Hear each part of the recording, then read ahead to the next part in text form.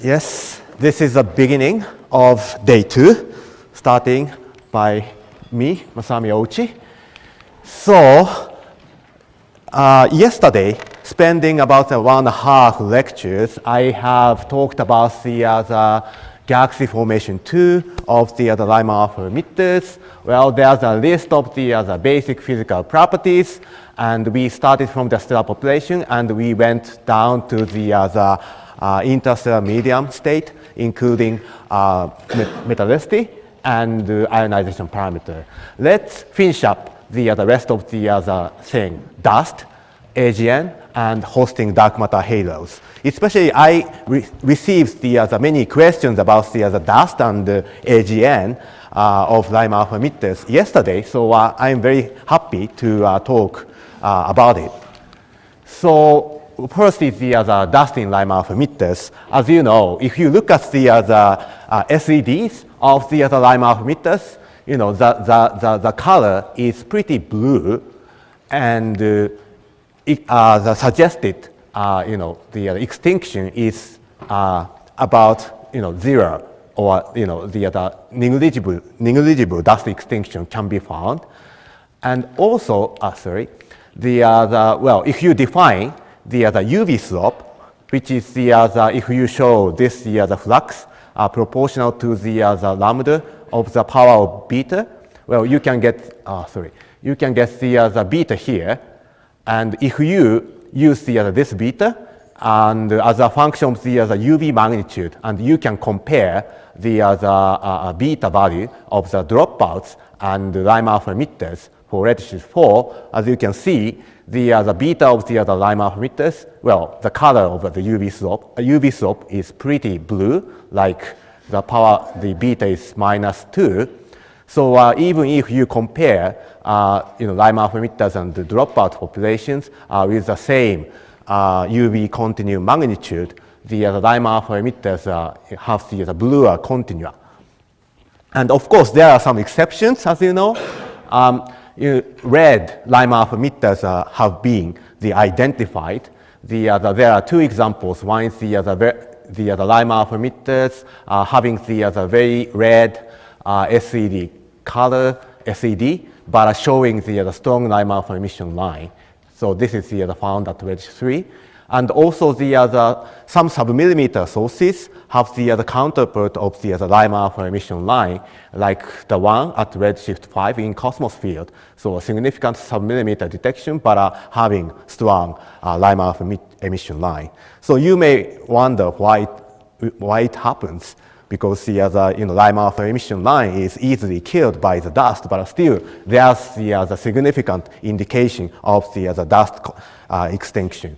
So basically, people think that there are multiple components of the red submillimeter emitting component and the blue Lyman-alpha emitting component. So I think this is people what think about to interpret these red Lyman-alpha emitters. And then, interesting thing of the UV slope beta is if you compare this UV slope beta with the IRX. IRX is defined by the total infrared luminosity divided by the UV luminosity. So this shows the IRX as a function of the UV slope beta, and using the Spitzer and Herschel data at redshift 2, Lyman-alpha emitters are generally, no detection in the Spitzer and Herschel, but many Lyman-alpha emitters are stacked, and to give the strong upper limits for this IRX value. And if you compare the result of this Lyman-alpha emitter value or upper limit with the Lyman break galaxies at redshift 2, it's obviously the IRX value is below the Lyman break galaxy one, and also the Lyman-alpha emitters are consistent with the young population of the Lyman break galaxies. And well, this beta IRX diagram also tells you the extinction law, because the total amount of the dust extinction and given the dependence of dust extinction that is measured with the beta. So if you can plot the Causetti extinction law and SMC, small magnetic cloud extinction law. And from this diagram, the Lyman-alpha emitters have the extinction law comparable with the one of the SMC. And also the dust continuum of Lyman-alpha emitters are detected at redshift 5 to 6. Well, this is a result of the Peter Kapak's one, who targeted the mixtures of the Lyman-alpha emitters, Lyman break galaxies, and some millimeter sources at redshift 5 to 6. And his sample includes 3 Lyman-alpha emitters. One is the ARMA detected source here, and 2 are the upper limit object around here. So these 3 Lyman-alpha emitters have pretty low IRX value. And if you compare this with the Causetti and SMC, it looks like, well, pretty consistent with the SMC, or even it is below the SMC. In other words, with the given UV continuum slope, the re-emission of the infrared is very, very low. So in other words, extinction curve should be very steeper than SMC. So it is very interesting, the aspects, but nobody's seriously talking about this thing. Okay, so then move on to the AGN. So, well, from the early days of the Lyman-alpha emitter searches, well, people identified many AGNs in the sample of the Lyman-alpha emitters. And these are the spectra, optical spectra of the such Lyman-alpha emitters with the AGN, which shows the high ionization lines of N5, O4, C4, and so on. And some have the broad lines indicative of type 1A, type 1 AGN. So, and also these bright Lyman-alpha emitters show the X-ray and the radio counterparts, of course, suggestive of AGN activity. And from the even from the BPT diagram, some Lyman-alpha emitters show the high ionization state, which is residing at the AGN regime. So, somebody asked me a question, and are there any AGN activities in Lyman-alpha emitters yesterday? And I think this is the answer. So at redshift 2 to 3, the AGN fraction is about 1%. If you look down to the typical detection limit of the narrowband survey, which corresponds to about the log L Lyman-alpha of 42.5. So 1% in number down to this luminosity. But well, if you look at the Lyman-alpha luminosity function very carefully, together with the best fit Schechter function, there's a hump or excess here. So then, if you look at the Lyman-alpha emitters down to say 43.5, showing only the population of the excessive objects, 100% identified, or nearly 100% detected, identified as the AGN, according to we're having the X-ray detections of the Chandra and XMM. So, well, so this is the relation between the Lyman-alpha emitter sample and the AGN. And, well, if it is the 100% of the AGN contribution for this bright Lyman-alpha emitters are true, then this can be also the proof of faint AGN.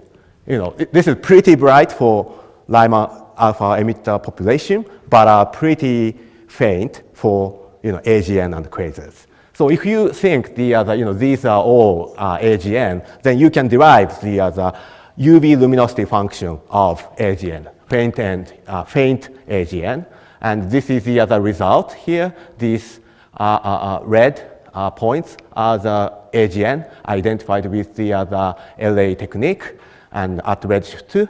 And if you compare this with the Sloan Digital Sky Survey results, it has the very good agreement at the bright end of the Lyman-alpha emitter AGN sample.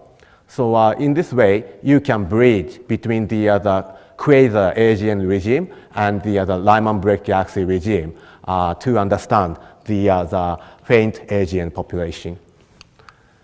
And then I move on to the Lyman-alpha over density thing.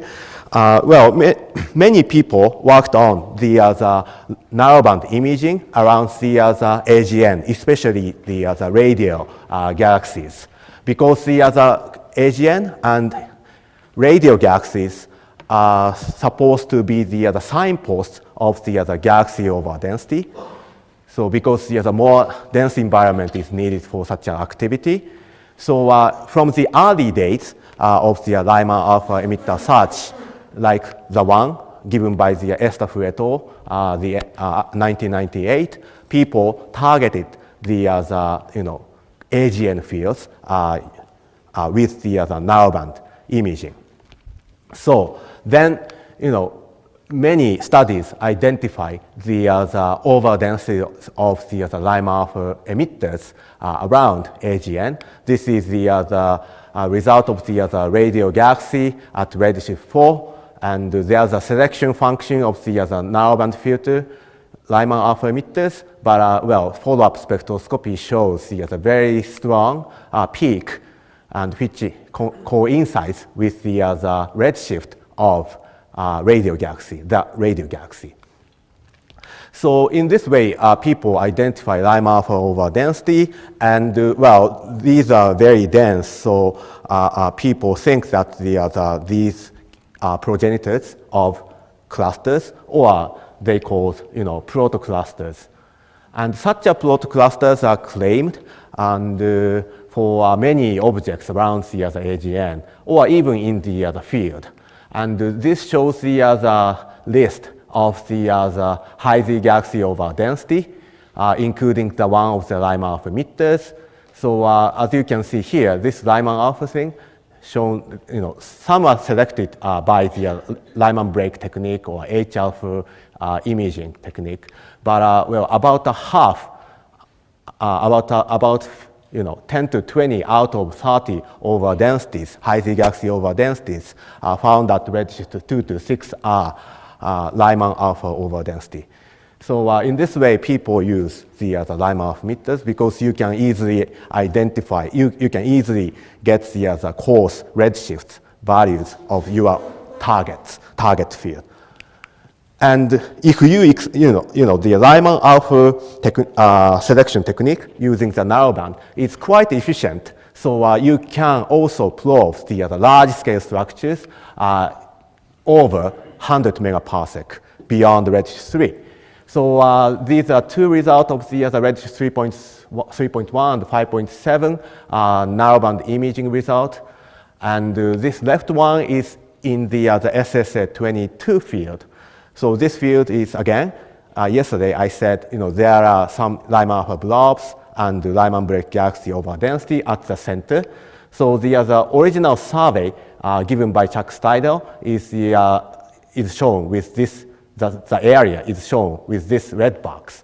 So well, using the narrowband, technique, you can map out the flanking fields of this over density. And then the people find the filamentary structures that are connected to this over density. So similarly, at redshift around 6, such a filamentary structures are found, and also the galaxy over density is found.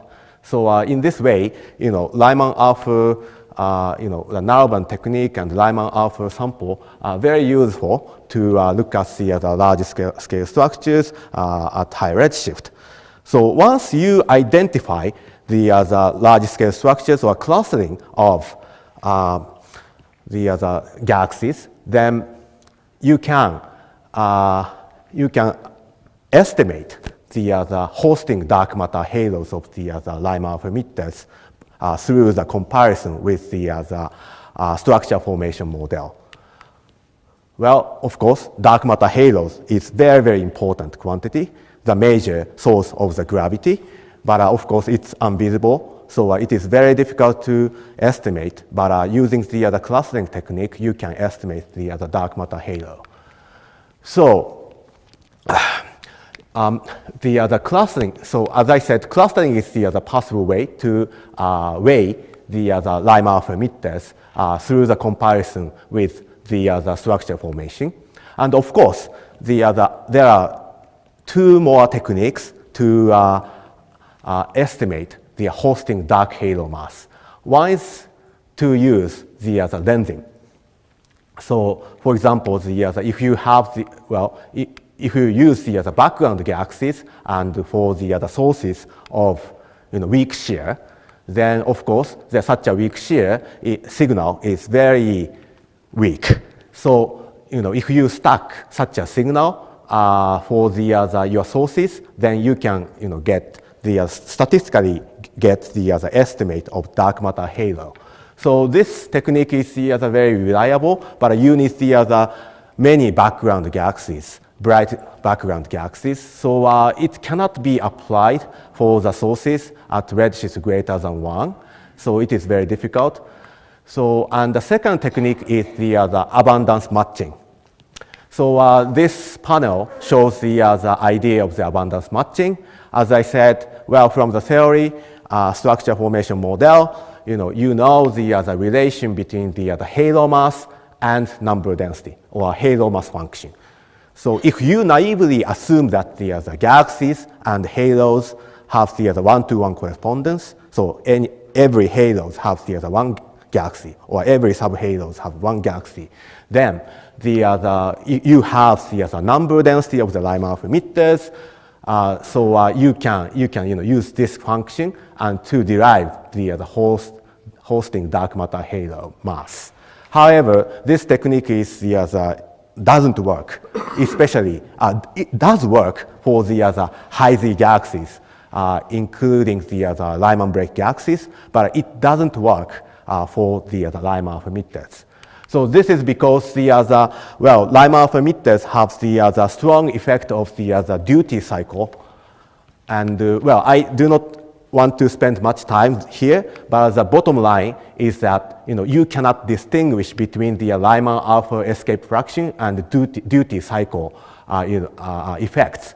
So the Lyman-alpha escape fraction effect moves your galaxies to the luminosity direction and to match the model and your data points. On the other hand, duty cycle thing moves this direction. So these two movements degenerate. So you cannot distinguish the duty cycle and the escape fraction. So that makes the extremely large uncertainties in the estimate of dark matter halo mass. So you should not use this technique. So the last result, as I said, weak lensing cannot be used for high Z sources. So the last result for estimating the dark matter halo is clustering. So, well, you may worry that the clustering is just how do you say, you are just believing structure formation model. So you may worry about that. But at redshift 0, there is a comparison between the dark matter halo mass as a function of the stellar mass for the weak lensing measurements together with the clustering estimate result. And these two match very well. So clustering technique is, well, reliable to this extent. So then people use the clustering analysis to identify the halo mass and having the spatial distribution of the Lyman-alpha emitters, the correlation functions are calculated, and so such a correlation functions are derived for Lyman-alpha emitters at redshift 2 to 6. And generally speaking, the Lyman-alpha emitters correlation is weaker than those of Lyman break galaxies.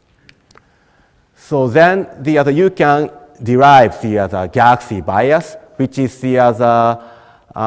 defined by the square root of the correlation, galaxy correlation function divided by dark matter correlation function. So in other words, this galaxy bias tells you that how strongly Lyman-alpha emitters are clustered against the overall matter distribution in the universe. So using this galaxy bias value, and galaxy bias of 1 indicates the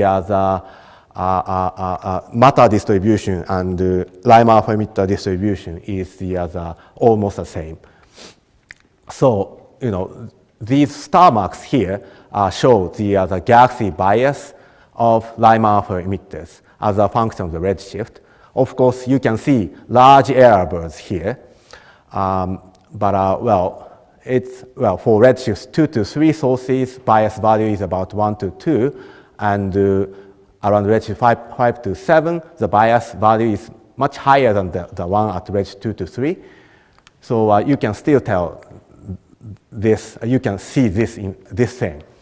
And if you overplot the constant halo mass with the solid line here for the 10 to the 12 solar mass dark matter halo, 11th, 10th dark matter halos, well, Lyman-alpha emitters are falling in this, you know, gray region, meaning the hosting halo of the Lyman-alpha emitters is about 10 to the 11th, or at least 10 to the 10th to 10 to the 11th solar mass.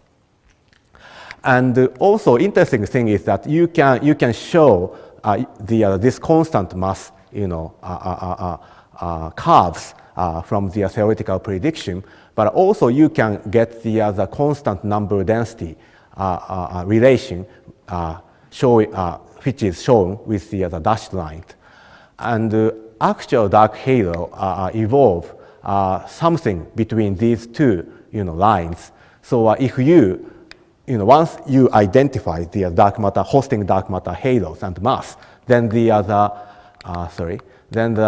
you know, probably redshift 2 to 3 galaxies will evolve into the bias of 1 galaxy at redshift 1. So which is the you know, indicates the bias of the Milky Way galaxy, our Milky Way galaxy.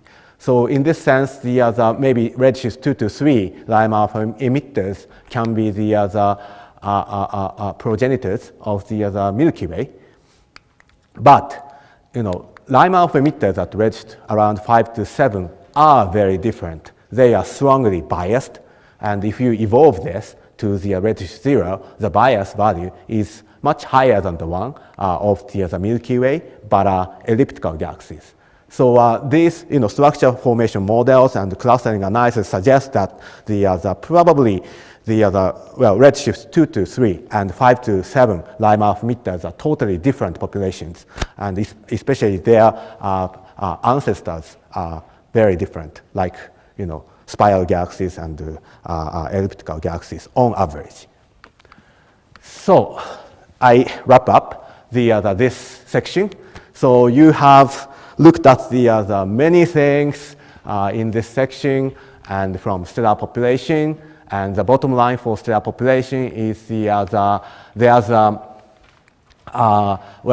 Lyman-alpha emitters have the very low stellar mass and populating the lowest limits of the star formation main sequence.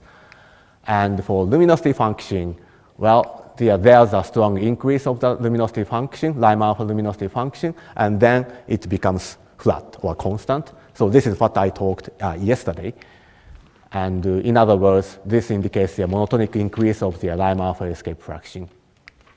And morphology, generally, the Lyman-alpha emitters have compact morphology in Lyman-alpha and UV counterparts. And ISM state, well, metal poor and high ionization parameter and low extinction. And AGN activity is that, well, except for the very bright population, generally you find about 1% of Lyman-alpha emitters show the AGN activity. And the hosting dark matter halo, well, the typical hosting dark halo mass is about 10 to the 11th solar mass. So this is the bias is lower than Lyman break galaxies, and probably the Lyman-alpha emitters can be the present-day Milky Way to the elliptical galaxies, and depending on what's the redshift of the Lyman-alpha emitters.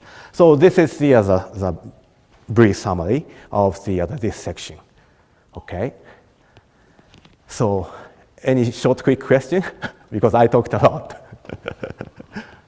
Yes, please. In the previous slide, you showed this figure, or well, this one as well. You showed the bias for LAES, and then it looks like it's scale dependent. But you said nothing again. Yes, I found you are, how do you say, lost. So I didn't touch it. But yes, clustering is scale dependent. That is very exciting point. As you know, there are two major clustering components. One is made of the one halo term, in other words, clustering within the one dark halo. The other is the two halo term, which is made by the clustering between the galaxies in different halos. So this thing is very important to characterize the relation between dark matter halo, hosting dark matter halo, and Lyman-alpha emitters. But so far, the Lyman-alpha emitter studies, well, sample is small, so there's no clear one halo term detected. So next challenge for the Lyman-alpha emitter clustering is to identify one halo term, or identify no one halo term.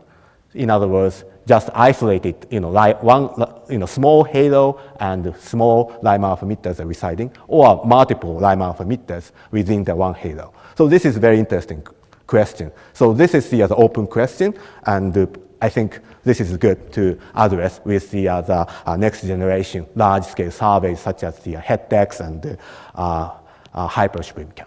Okay, thank you. Thank you for a good question. All right, we refreshed. So let's continue. Okay. So next one is the most challenging thing for Lyman-alpha emitters, and the challenging thing to talk about for me. So well, this section covers the three things. Well, one is the extended Lyman-alpha halo. The second one is the Lyman-alpha escape mechanism, and the third one is the population 3. So let's digest, these topics. Well, these are, well, totally the open question thing, and that you should address in the future studies. So this is advance notice. Now I have this. So the question is, what are the most important goals for Lyman-alpha emitter observation studies to understand galaxy formation and phi? And what subjects should we work on urgently? Okay. So this is the one, the question from me to you. Okay. All right. Are you okay? So please think about it. I'm giving a lot of information, but please think about this. Okay. Then let's start from the extended Lyman-alpha halos. Well, as I said, Lyman-alpha blobs are, very remarkable object identified by the Lyman-alpha emitter studies. And they show the very large Lyman-alpha nebula and the spatial extension of the about 10 kiloparsec to 200 kiloparsec. And the physical mechanism of the Lyman-alpha blobs are still open question. And of course, some early theoretical studies suggest these are cold accretion object, but it's not concluded yet. And also the AGN should be there to heat up the gas of the Lyman-alpha blob. And also it is also possible that the central Lyman-alpha emitting source gives such a scattered hydrogen cloud to cloud. So there are several possibilities. So let's look through it. So I would like to start with the AGN possibility. Well, intensive X-ray Chandra observations have been done for the Lyman-alpha blobs at register and 3. And the result is that, well, some Lyman-alpha emitters have the AGN activity in the center or near to the center. So in number, about 20% or more have the AGN activities. So, but well, for some sources like the Lyman-alpha blob 1, which is the gigantic Lyman-alpha blob, originally identified by the Chuck Steidel, this one doesn't have the AGN. So no clear detection of the AGN. So this is interesting why these large things can be made with no AGN. And also, the another possibility is the cold accretion. Well, the very popular, Avishai Dekel's paper shows this diagram from the theoretical study. This shows the halo mass as a function of the redshift, and it shows the cold stream limit with the blue line, and also this red line indicates the media can be the hot. So such a cold accretion and very strong cooling radiation can happen only around this area, because you need to keep the media very cold to penetrate the gas into the halo, and the gas has to be hot to be cooled down very efficiently. So well, this dashed line shows the halo mass, or the M star of the halo mass. In other words, characteristic halo mass for the Presch-Schechter function. And this is 10 times larger than the characteristic halo mass. So as you can see, only at around redshift 2, this cold accretion regime, only redshift 2 and massive halos can pass this regime. So in other words, many of the such cold accretion objects should be the massive redshift 2-ish galaxies. But as you know, many of the Lyman-alpha blobs are not found beyond redshift 3 or so. So these extended Lyman-alpha sources found at redshift 6 cannot be explained by the cold accretion. Then this is a remarkable result given by the other lecturer, Matt Hayes. And so what Matt did is he carried out the VLT force polarization to the Lyman-alpha blob 1 with no AGN activity, the big one, and spending about 15 hours for the integration. Then they found the tangential polarized signals having the polarization of the 10 to the 15%. So you can see here, well, it is very difficult, but there's the center and there's the tangential polarization. So then this is indicative of the scattered Lyman-alpha, because it has a polarization. And of course, the 10 to 15% is a good number to explain. It's explained by the scattering. So this result indicates that the light from the Lyman-alpha blobs are scattered. And then you think, well, this is a result, so just scattering is fine. But well, there are some other theoretical studies to explain both the surface brightness of the Lyman-alpha blob and polarization. So this is the other one of the result. And what they have done is to use the cosmological simulations and radiative transfer and try to explain the surface brightness of the Lyman-alpha profile as a function of the radial distance, and also the polarization of the 10 to 15%. And these points show the original observation measurement. And this red one is the reproduced the theoretical model. And as you can see, it explains very well. So in the simulations, you can look at the breakdown, or the breakdown of the Lyman-alpha scattering and the cold accretion components. Then, if you look at the other, scattered component, so assuming the sources are coming from the center and the Lyman-alpha emission, Lyman-alpha photons are scattered by H1 around the galaxy, then you find the model gives this excessive strong polarization, which is much stronger than the real measurement of polarization. On the other hand, cold accretion component is a little bit below the observed value, but it shows the moderate polarization value. So this model indicates that probably if you only have the scattered light, then you may overestimate you may get the very high polarization value. And also, you may worry that why you have this cold accretion have the polarization, because they are emitting on site. But of course, you have Lyman-alpha photons from the gas, but still around you have the very thick media of H1 around the cold accretion sources. So you expect some scattering of the polarization, and of course the more cold accretion emission is expected near to the center. So that's why you have the more polarization value in the outer large distance here.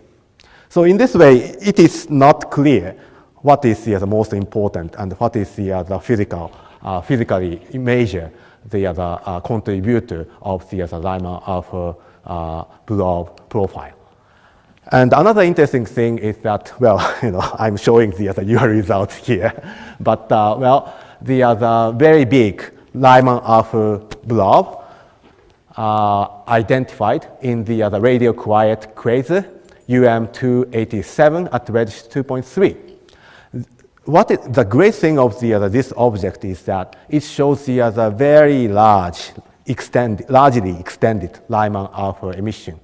So the size, diameter of this object is about 460 kiloparsec, and if you compare this with the expected virial diameter, then the size is far beyond the virial diameter of dark matter halo. So in other words, such a extended Lyman-alpha emission, some of the emission is coming from the positions outside the virial radius of the halo.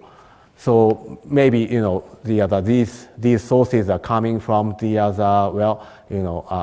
filamentary structure, filaments of the large scale structure. And this one is also very difficult to explain. The physical origin is very difficult, and Sebastiano suggests that two possibilities. One is these gases are heated, totally heated, and recombination is making the Lyman-alpha photons here. And the other possibility is the scattering of the neutral media. But if you want to explain this by the scattering, then you need the huge amount of gas to get this bright Lyman-alpha luminosity or surface brightness in the outside. So if you try to explain this by the Lyman-alpha scattering, then you need the very clumpy structure. You need the clumpy gas clouds around here. So such a dense clumps have the shorter recombination time, so you can efficiently produce the Lyman-alpha. So it is also not clear. So now we have seen the very gigantic Lyman-alpha blobs. But let's come back to the ordinary star-forming galaxies. Well, even not in the Lyman-alpha blobs, but ordinary Lyman break galaxies and Lyman-alpha emitters, they have Lyman-alpha halos, extended Lyman-alpha halos. These are identified by the stacking analysis of the narrowband data. So in the early study, identify the extended Lyman-alpha halo around the stacked Lyman-alpha emitters at redshift 3. And also, recently, even in the LBGs or Lyman-alpha emitters, it has the extended Lyman-alpha halo, and which shows the exponential profile here. So people approximate this profile, this extended Lyman-alpha profile, with the exponential law shown here, and so this Rn is called scale length. And let's look at the physical properties and the dependence of this scale length. So recently, there are many studies, many stacking analysis studies for the Lyman-alpha emitters. And one is this shows the scale length as a function of the local Lyman-alpha emitter surface density delta, or in other words, it's the environment, galaxy density. Okay. Then this shows the more dense, Lyman-alpha emitter dense, regions have the more extended scale length of the Lyman-alpha halo. And also, if you define the core luminosity of the Lyman-alpha halo, like you can measure the Lyman-alpha luminosity with a small aperture of the 8 kiloparsec, then you can get the core luminosity and as a function of their scale length. So this shows that if core luminosity is faint, then the larger scale length is obtained. So people speculate that if you have in star-forming galaxies, if the star-forming galaxies is gas-rich, like Lyman break galaxies, and showing weak core Lyman-alpha luminosity, then these populations' Lyman-alpha emission line is scattered over the Lyman-alpha halo and making the larger Lyman-alpha scale length, halo scale length. And I think it's close to the end of my talk.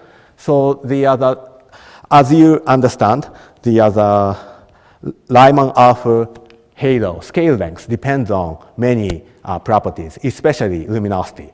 So if you discuss the evolution of the diffuse Lyman-alpha halo, you should have the homogeneous sample.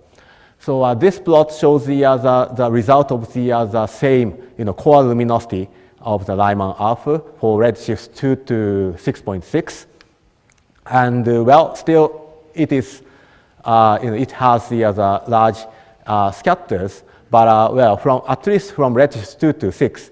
Scale length of the diffuse Lyman-alpha halo is about 5 to 10 kiloparsec. And at redshift 6.6, there's a suggestion of the increase, but well, it has the error bars and also the possible systematics. So it is not clear, but well, in the epochal reionization, you may identify possible this kind of the increase if you have the dense neutral hydrogen around the galaxies. So well, this is also still the open question, but future studies, such like with the hypersprinkler, will reveal whether test this thing.